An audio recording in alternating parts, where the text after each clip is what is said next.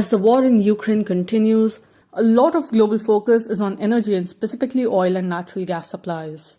Russia exports between 4 and 5 billion barrels of crude a day and 8,500 billion cubic feet of natural gas annually. The US has already banned energy imports from Russia, and there is pressure on the European countries to take similar measures. Crude prices are soaring to record levels. In this context, all eyes are on the countries in West Asia, which are some of the most important suppliers of oil. What position have some of these countries taken in relation to the war and the politics of energy? Rania Khalik of Breakthrough News explains. It's quite interesting because in the Middle East, which is a place where the US is very powerful and has many client states, the US has so far not managed to get its allies in the region to side with it on this conflict. Particularly its most close allies, which, in this case, United Arab Emirates, the Saudis, the Israelis. In all three of these cases, and for both local and geopolitical reasons, these countries have refrained from condemning Russia, aside from one comment from the Israeli foreign minister, when the conflict first began, condemning the Russian invasion. But aside from that, the Israelis have been very reluctant. They've even tried to play a mediating role in this conflict. And that one of the reasons for that is because Israel does have a large Russian population, and is also close with Russia as well. Of course, it's closer to the US, but it speaks to what a power Russia is in the Middle East, that these countries that are completely dependent client states on the US are still hesitant to publicly take a side because they don't want to upset the Russians. And the same goes for the UAE and the Saudis. There's a little bit more also playing into that than just, Russia being a major player in the Middle East. There's also local dynamics, which I'll talk about shortly. But that said, the US has had several conversations with the UAE foreign minister trying to get the country to side with the United States. But there was the UN vote on whether to condemn Russia or not. And the UAE, in fact, abstained. The Saudis have really stayed away from making any real, firm statements on this issue as well, despite the fact that they're completely dependent on US aid, and that's really frustrated the Americans. A few days after the war began, the OPEC plus countries, including Russia, had a short meeting in which they decided to continue restoring production levels, which had decreased due to the pandemic. The meeting was seen as significant as no decision was taken to increase supplies beyond the agreement, even though demand is high due to the current crisis. How do we understand this decision of the OPEC plus countries, especially Saudi Arabia and the United Arab Emirates? So as we know, the US has banned Russian energy imports, and as a result, the price of oil has already skyrocketed since the conflict began, and the sanctions on Russia came into play. And of course, now it's only going up higher. And Russia provides something like around 5% of US energy needs. So to replace that, just for the US, of course, is looking to its allies like Saudi Arabia and the UAE, which, as you mentioned, are major players in OPEC. But as we've seen, neither country has taken a side in this conflict. And there's a few reasons for this that I think people need to understand that is connected to why the Saudis and the UAE are refusing to really increase their production as the US has been asking for. First, it speaks to, like I mentioned, the power of Russia and the growing weakness of the US in the Middle East, and I think around the world. And it's also not the first time the Saudis have refused the US demand about oil. Last year, Biden asked the Saudis to increase oil production due to a supply shortage from when production went down during COVID, and the Saudis said no.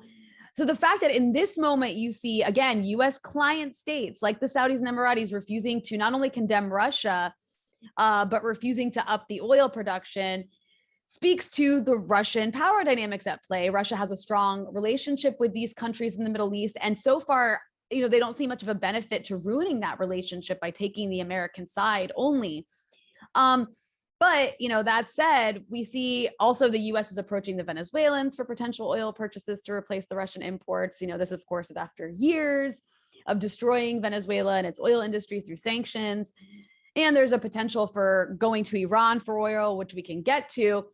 And of course, it's not the US that needs to contend with this, right? It's not just the US, it's also Europe, which is going to hurt even more given with the rise of oil prices and potential bans on Russian oil imports, because they're so much more dependent on Russian energy than the US is. And they don't have anything that they can even think about replacing it with in the near term, let alone the infrastructure in place. But another reason for the Saudis and the Emiratis refusing, at least for now, the US request to even actually speak with them about this is this country-specific dynamics at play. Anthony Blinken did speak to Mohammed bin Zayed of the Emirates, and eventually he will speak to MBS, even though so far MBS is refusing his call. So really what's happening here is just a game of hard to get. It's not like the GCC can really be independent. They still belong to the US in many ways, but this also has to do with MBS wanting Biden to recognize him as the crown prince, which the US has so far refused to do. So in a way, it's kind of like a temper tantrum. But countries in the Middle East, they're going to play on these little contradictions. They're going to balance a little bit between Russia and America when they can. But like I said, the Saudis still belong to America, but they've been angry at the Americans since the days of Obama. That's when it really began. And then under Trump, even when they were hit by Houthi drones, they felt that the US wasn't doing enough to really prevent them from being attacked by the Houthis. That's how they see it. And they, I think, started to realize that even before the Ukrainians, that the US often abandons its allies. That's how the Saudis and a lot of these US client states are seeing it, especially after what took place in Afghanistan, which is why the Saudis have been having talks with the Iranians, which haven't received much attention. And these talks appear to be going very well and will hopefully help in some way in resolving the crisis in Yemen.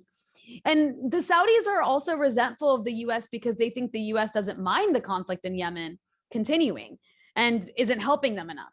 So it's kind of like the opposite point of view of what we would have, where we see the US as being complicit in the war in Yemen. And the reason it's possible, the Saudis see it as the US isn't helping us enough to stop the Houthi attacks on us. So there's this general resentment in the Gulf that the US is like an unreliable partner. And what we see happening now is that they're going to take advantage of the contradictions in the space they have to play these kind of powers, these great powers against each other. And finally, the energy crisis has also brought into focus the Iran nuclear deal. Reports say the US is pushing for the quick conclusion of the deal so that oil supplies from Iran can resume.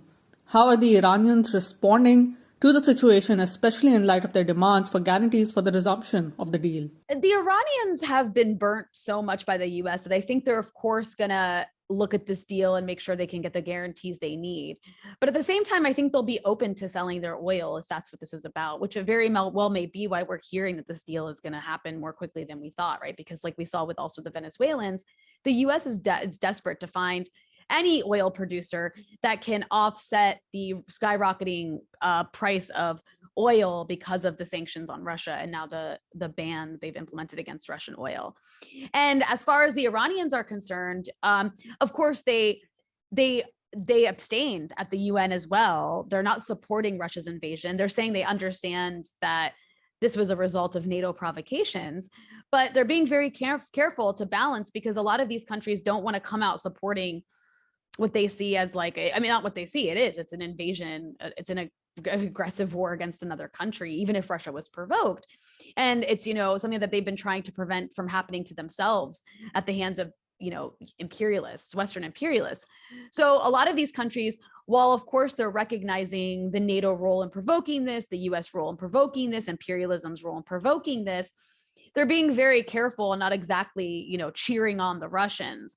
And as far as Iran is concerned, just like Venezuela, they will sell their oil to whoever will buy it. So if the US is going to start trying to make Iranian oil something that's purchasable, that'll be good for the Iranian economy. And I think the Iranians are well in their right to sell that oil where they can, as they need the revenue.